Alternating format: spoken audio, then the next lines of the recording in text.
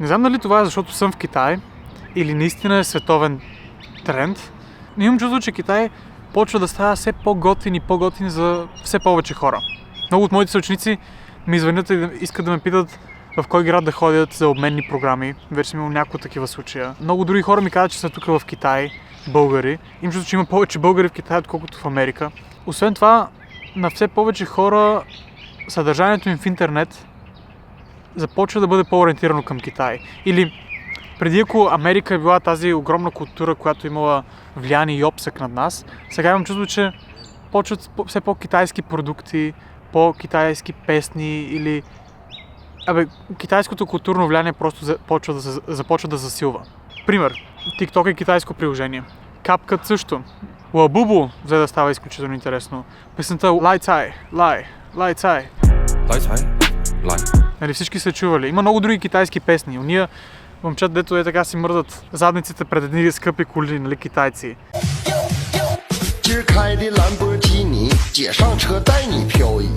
Така че все повече и повече виждам как това се засилва китайското. Даже имаше сега много известен тренд в социалните мрежи при по-младите I'm in a very Chinese time of my life. Пак казвам, може на мен да ми излизат повече такива видеа, защото съм в Китай, но им чувство, че и на много други хора също им излизат тези видеа. Аз искам да разкажа защо това е така и как всъщност няма чак толкова голямо привличане към Китай, а просто това в момента е най-добрата алтернатива на Америка. Според мен Китай не е готин за повечето хора.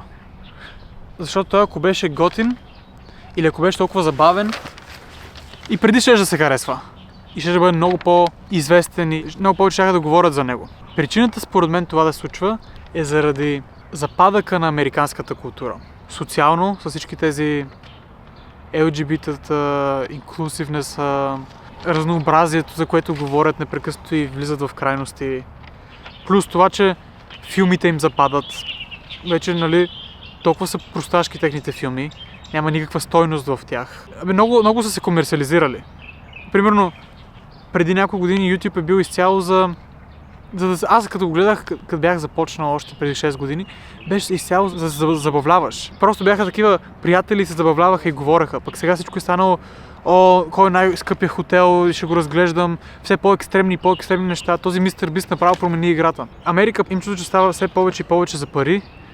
При тях липсва душевното. Липсва не само душевното, липсва духовното и душевното. При тях липсва всичко извън материалния успех.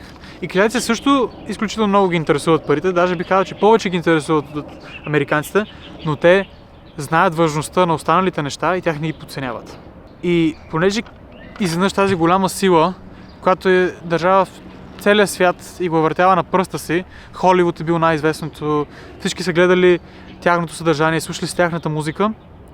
И изведнъж тази музика започва да говори само за наркотици и момичета, а пък преди...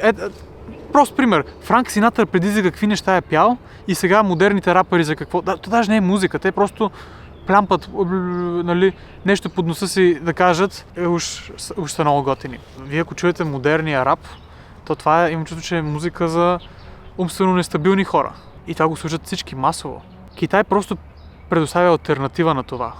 Повечето хора знаят за този нов свят Америка, нали, извън Европа. Големи сгради, небостъргачи, светлини, пари, може да бъдеш който си и да правиш каквото си искаш.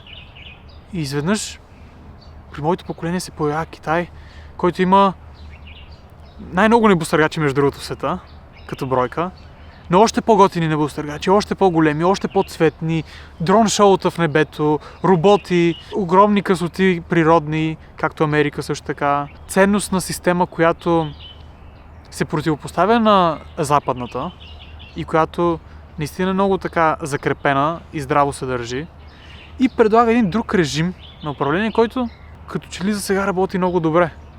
И хората виждат развитие, виждат правителство, на което им пука за хората. И според мен за това изведнъж почва така да се говори за Китай. Просто има изменението на световните сили. Сега, дали Америка ще спре да бъде световна сила, не знам. То никой не знае. Китай дали ще стане номер 1 световна сила, и това не знам. Но със сигурност става вече световна сила и си има своя обръч от държави, които я подкрепят и върху които тя влияе. Но винаги, когато се променя световния ред, има това разместване и това ненапасване и хората почват да се поляризират. Това, което бих могъл да кажа. България е в невероятната позиция да може да вземе най-доброто и от двата свята. Буквално Ню Йорк е толкова надалеч от България, колкото е Шанхай. Почти на едно и също разстояние са в далечина. Ню Йорк и Шанхай имат 12 часа разлика. Точно. А ние сме точно по средата между тези два свята. Ние наистина може и културно, и надявам се с управлението също, нали, на държавно ниво, но ние наистина може да взимаме от запада най-силното и от изтока и да го комбинираме и да изригнем, разбирате ли? Имаме тази възможност. Защото аз това не съм го споделял в канала, искам да го оставя за излъчване на живо, където вие също да говорите и да ме питате някакви неща. Но това, което на китайците им липсва, е маркетинг, цялата тази история. Как да разказват, как да предадат чувства и емоции на околните. Те това го нямат. Няма го тук. Нали, супер ефикасни са, работливи, правят нещата, бързо се случват, което в Америка го няма. Или им пак, нали, много са В Америка просто социалните проблеми много засенчват работата. Докато тук това в Китай го няма. А пък в Европа да не говорим. Европа според мен е пред разпадък скоро и, нали, въобще не се движи на добре. Ще го закъсаме яко. Идеята ми е, че от Америка може да вземем това как да разказваме истории, как да се докосваме до другите хора и да го развием по наш български си начин. А пък от Азия може да вземем трудолюбието, дисциплината и това да отлагаме удоволствията днес, за да може да ги получим утре. Да вложим усилията сега, за да може нашите деца да им се радват, да посеем семената. В Америка пак е, нали, цялата идея да забогатееш бързо сега, на момента. Китай е бавно, с постоянство, лека по лека. Това, например, може да го вземем от Китай. Най-голямата разлика, всъщност, която виждам аз, между Китай и Америка или между изтока и запада, е, че Китай като стане световна сила, ако става, той няма да има за цел да прави другите по своя образ. Нихао. А Англия, тя, която е колонизирала абсолютно целия свят, тя иска да прави всички останали по свое подобие. Абсолютно всички останали. Докато Китай това не ги интересува. Те искат да си завържат своите системи, да облагодетелстват своята земя. Китай. Тях не ги интересува българи да стават като китайците или американците да стават като китайците. Докато американците, в последствие на британците, те искат всички останали да станат и да почнат да мислят като американците. Затова има цяла тази американизация в Европа. Затова българите в момента се опитват, или младите българи се опитват да са повече американци от американците.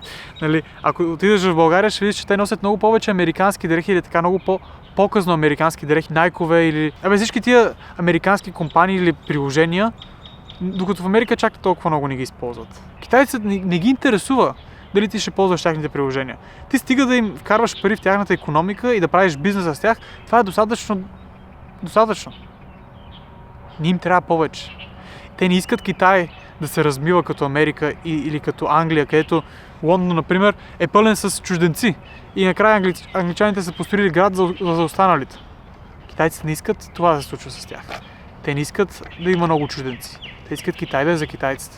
И това според мен е голямата идеологична разлика между Китай и западния свят, която тепърва повечето хора ще трябва да започнат да осъзнават, защото тя ще стане фактор в живота им. Така че да се върна на главната тема. Китай е готин, има много готини неща, но той не става по-готин е така изведнъж, а по-скоро почва да привлича все повече внимание, защото действа като алтернатива на Америка. И Америка, ако не успее да закрепи положението си и отново да си върне този възход и творения, които преди са правили, някой друг ще ги мине. И те ще почват да доминират в тези сфери.